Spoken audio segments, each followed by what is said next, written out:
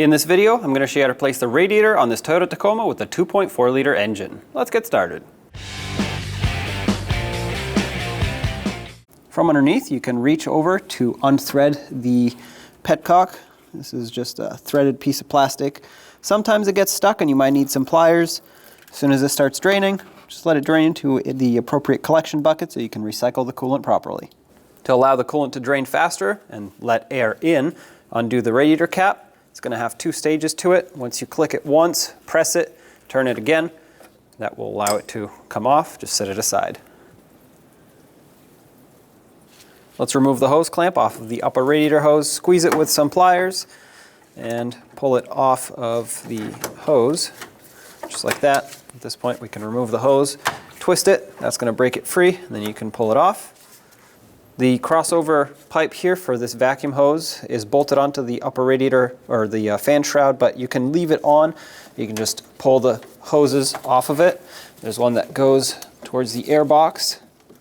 This one's kind of stuck, so I'm actually just going to pull it off the air box instead, as opposed to messing with this.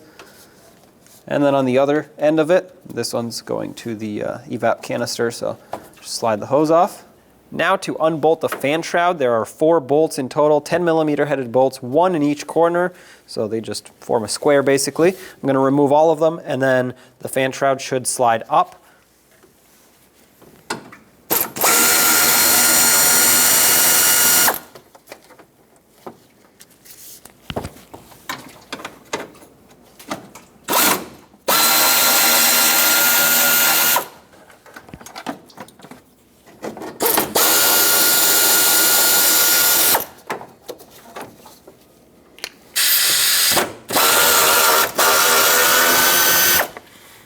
Now to pull up the fan shroud, you have to wiggle it past the fan. In my case, the lower piece of it is actually missing, but if you have a lower piece, I'll show you exactly in a second how to remove that. You just unclip it, and then you'll be able to do this. So the lower piece that I'm talking about actually goes here, and it basically looks like the top, except it's separate. You just unclip it here and here, and it pops off. Once again, mine is missing, but with that unclipped, if you have it, just pry the fan shroud up. Now remove the overflow hose. It's got this little clamp that you can pinch, pull away, pull this off, set it aside. From underneath, let's remove the lower radiator hose, pinch it with some pliers, push it backwards, and then remove the hose. Obviously, coolant will come out of here, so be careful. Make sure you have a collection bucket ready to catch it. No matter how much you drain it, there will still be some left in the hose. Now let's disconnect the transmission cooler hoses. That's the little ones. Of course, if you have an automatic transmission. If you have a manual transmission, you won't have these. It'll just have 2 fittings coming out of the radiator. Give it a couple twists, break it free. Once it breaks free, you should be able to remove it. There we go. Let that drain. Do the same to the other one. It's on the other side.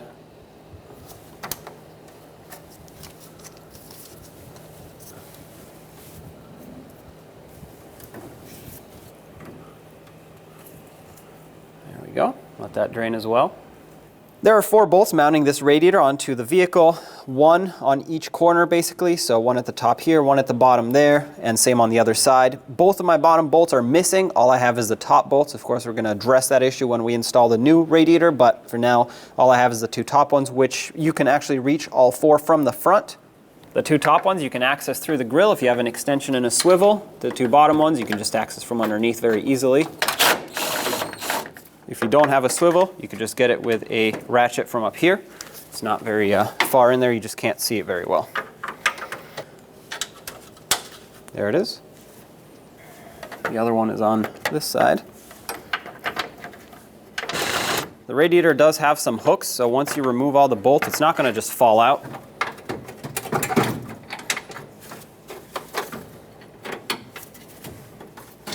Lift it up and out. There it is. The new radiator comes with some J-nuts. 4 are smaller and 4 are larger. The 4 large ones go on the back of the radiator here, and that's what mounts, or that's where you would thread in the bolts that go through the radiator support to mount the radiator itself. The smaller ones go on the front here, and that is for the fan shroud. So if you put them backwards, you're not going to be able to mount anything. You're going to have to flip them around. So you want to make sure that you put them on the right way. And the way to install these is you want to put the threaded part towards the center here, and all you do is slide it on until it clicks. Just like that. That's locked in. Just repeat the process. These small ones, like I said, go on the side where you connect all the hoses. The fan shroud will screw in this way.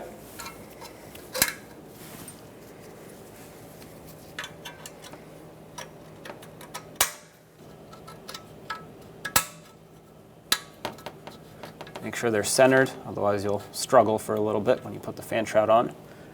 That one seems all right. Flip it over, do the same thing except with the larger J-nuts.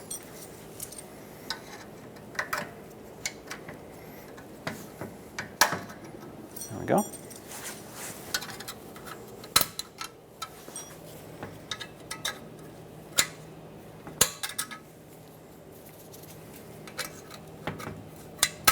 It's normal for them to move around like this, but if they immediately just fall off completely, what you have to do is squish this tab from inside here a little bit, and that should lock them in nice and tight like that. But having them move around is actually helpful when you center up the bolt so that you can actually get it threaded in properly. Try to line it up, there we go. Once you get the bolt situated and lined up, tighten it up at least a little bit to get it started onto those threads.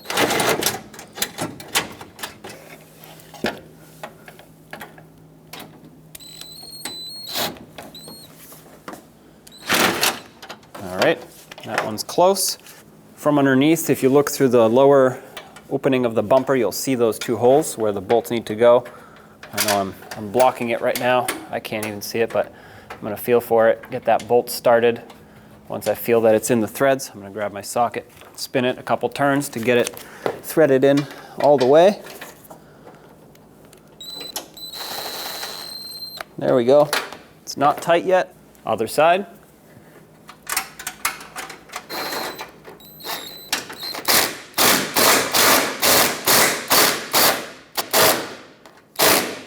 Make those nice and snug now that they're all in. And the other side.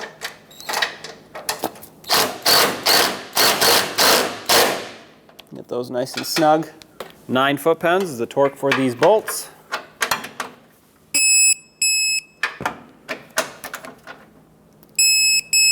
Okay, let's go to the top. Let's finish tightening up the top bolts.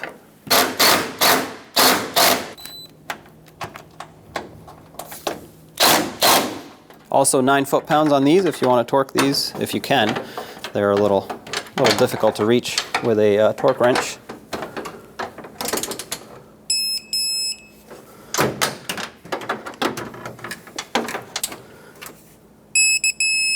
All right, let's reconnect the two hoses at the bottom for the transmission cooler. Make sure they're bottomed out all the way, and of course, put the clamp back on. I like to put it right back where it came from. The hose usually gets kind of molded to the clamp, and this is going to provide the best seal possible. Install the other one as well, all the way in, and put the clamp on.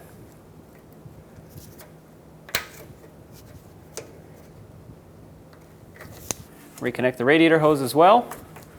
Slide it on all the way. It bottoms out on this little tab here, and just like every other clamp, squeeze it, slide it back over in the same spot that it came from.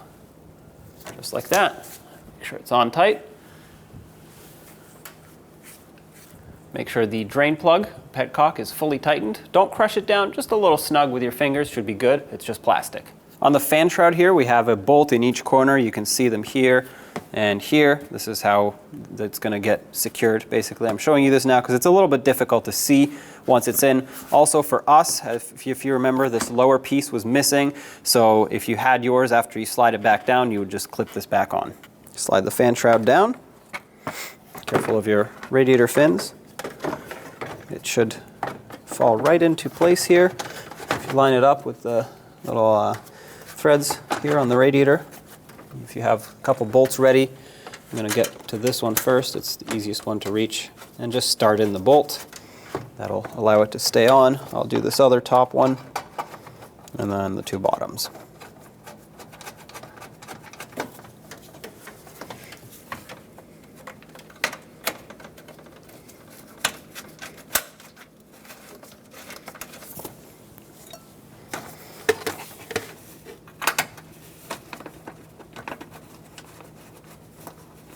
tighten up these bolts. They're holding onto this plastic shroud, so when you snug them, as soon as they get tight, just stop right there. So right about here, it's putting a little bit of pressure on it. I don't want to completely crush this and break it. Do the same to the rest of them.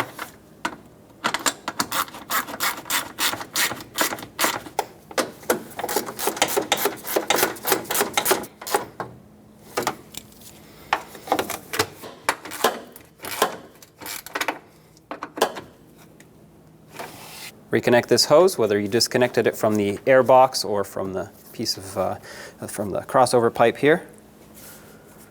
And on the other side. If either of those are in poor condition, replace them. Reconnect the upper radiator hose. Push it in all the way. Grab the clamp and slide it right over exactly where it was. Make sure that's seated. It's time to fill the cooling system, and I'm going to do that by installing a spill-proof funnel. This also allows it to burp up the air a little bit faster because now this is going to be the highest point in the cooling system as opposed to one of the hoses or the heater core. So the air will naturally want to rise up here. If you don't have this, you could just fill it through the radiator. Just might take a little bit longer to get all the air out. At this point, you want to use manufacturer specified coolant or something equivalent. Fill this up and let it burp out all the air naturally. Once it stops bubbling out, we're going to turn on the engine and do a full bleed on the cooling system. At this point it stopped bubbling, so you'd want to turn on the engine, let it run with this funnel on here if you have one. If not, just keep an eye on it and make sure the coolant stays topped off on the radiator here. And you want to let the engine warm up, reach operating temperature by just idling. Once it reaches operating temperature, the thermostat will open up, let coolant circulate through everything. The water pump will continue pumping and push all of the air bubbles out. Once it's running at operating temperature and you stop seeing air bubbles here, shut it off. You also want to have the heat on high, so turn up the heat, not the blower. Blower on low, but have the heat on high so it can circulate through the heater core. With it shut off, cap it off. A little trick is to squeeze on the upper radiator hose just a little bit, plug the hole, and now as you pull it, let go of the radiator hose. That avoids spilling everything that's in here. It'll kind of suck it back down. And I'm going to put the rest in my overflow tank, which looks like for me it's pretty full, so I'm just going to top it off. You'll see the line on the side of it. Right there. That should be full. Not going to fill it too much, otherwise that would be bad. Cap this off and remove your funnel adapter if you had one. Reinstall the radiator cap. Click it once and again. There you have it. Now, because we disconnected transmission lines, I do want to check the transmission fluid. Typically you do this on a flat level surface with the engine running at operating temperature after you've gone through all the gears. Let the engine run in park or neutral, but preferably park so it doesn't roll anywhere.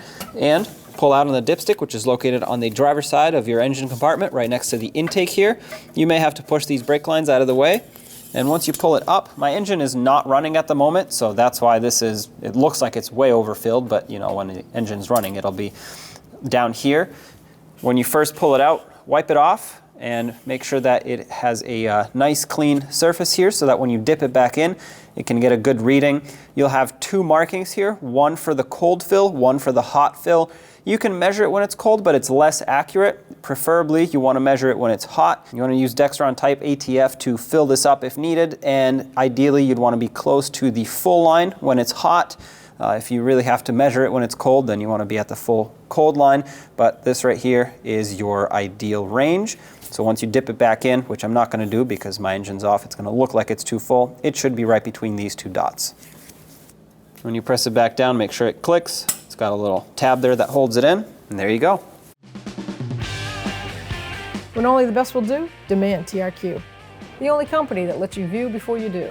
TRQ is committed to offering the highest quality aftermarket auto parts that are engineered for peace of mind. Thanks for using and viewing with TRQ.